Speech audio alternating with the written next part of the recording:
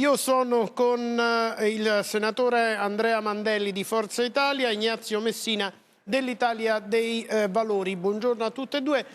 Con i miei ospiti vorrei parlarvi del problema della ludopatia e del gioco d'azzardo, che è un po' una croce e delizia per quanto riguarda lo Stato.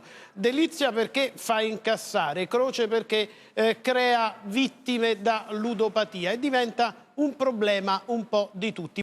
Ecco, e Italia dei Valori ha lanciato una proposta di legge di iniziativa popolare proprio per quanto riguarda le ludopatie e il gioco d'azzardo. Certo, proprio questa mattina noi presenteremo alla Camera dei Deputati un disegno di legge di iniziativa popolare contro il gioco d'azzardo di Stato, che è un disegno di legge radicale perché dice no alle slot machine, no ai videopoker. Noi riteniamo che sia una vergogna nel nostro Paese che lo Stato biscazziere promuova il gioco sulla pelle dei cittadini più deboli, come abbiamo sentito. Sono 1 milione già i dipendenti da ludopatia, se pensate che sono, secondo il Servizio Sanitario Nazionale, 500.000 i dipendenti da stupefacenti. Quindi immaginate che è un fenomeno drammatico, investe milioni di famiglie italiane e soprattutto le famiglie più deboli. Il giorno in Italia in cui si gioca di più è il giorno in cui i pensionati ritirano la pensione, a dimostrazione che non è un gioco del divertimento, è un gioco della disperazione di chi gioca quello che non ha.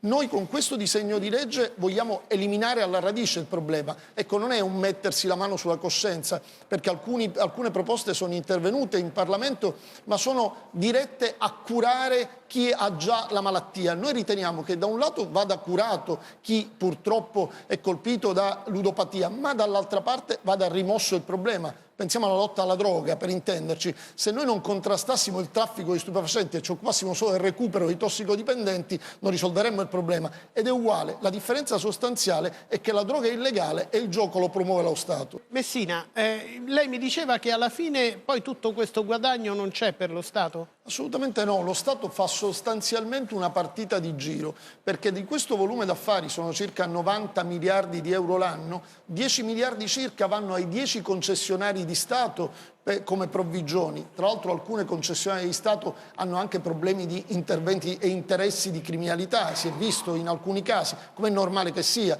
Cioè se la criminalità organizzata si occupa dell'appalto del più piccolo paesino, immaginiamo se non si interessa a 90 miliardi di euro.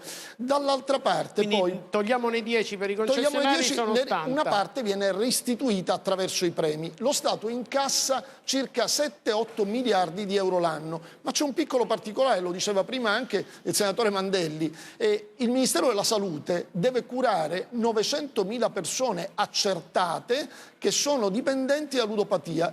Questa cura ha un costo notevole che azzera di fatto l'entrata dei 7-8 miliardi. In buona sostanza lo Stato sulla pelle dei cittadini non fa nemmeno cassa, fa una partita di giro per giustificare una serie di spese, ma se non facesse nulla di tutto questo, contrastasse il gioco, i soldi rimarrebbero nelle tasche dei cittadini meno abbienti che potrebbero acquistare beni di prima necessità anziché privarsene per poi non far nulla di tutto questo. Quindi noi riteniamo che ci voglia una soluzione drastica, prendere la responsabilità e assumere. Per questo, concludo, facciamo un appello, lo faremo oggi stesso al Presidente della Camera dei Deputati affinché immediatamente assegni alla Commissione il disegno di legge che presentiamo questa mattina per vedere chi sta dalla parte dei cittadini e chi invece continuerà a far cassa sulla pelle